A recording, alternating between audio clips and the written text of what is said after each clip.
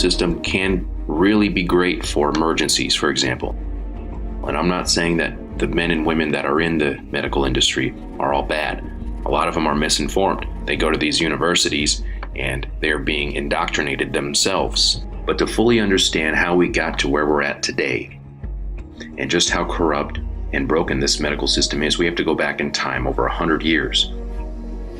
You will see and you will find out that our current medical system is actually a Rockefeller creation. Now, the Rockefeller Foundations teamed up with the Carnegie Foundations, and they offered huge grants to open up the best medical schools all over the country.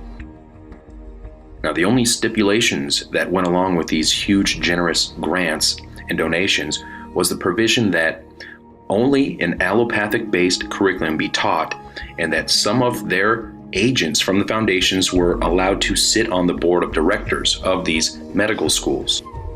Now, by having their own hand-picked people placed, they were able to determine the curriculum. They were able to remove any kind of reference to any natural or herbal treatments. Now, fast forward to today.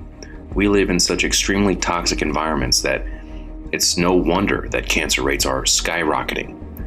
Everything from our food, our water, our air, our work environments, our home environments, all extremely toxic. And the fascistic partnership between corporations and governments allows these companies to get away with murder, literally, all the while making record profits. Now, the medical system of today is not in the business of creating cures. They are in the business of creating customers and sucking every last dime out of them.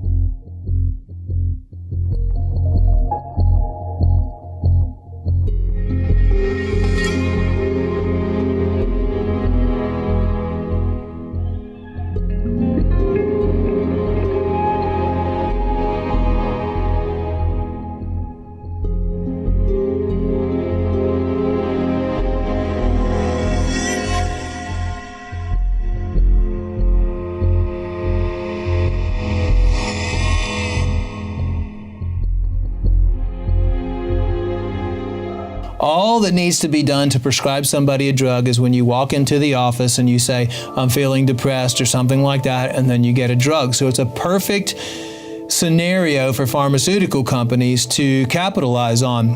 The current DSM has 374 mental disorders in there, 943 pages.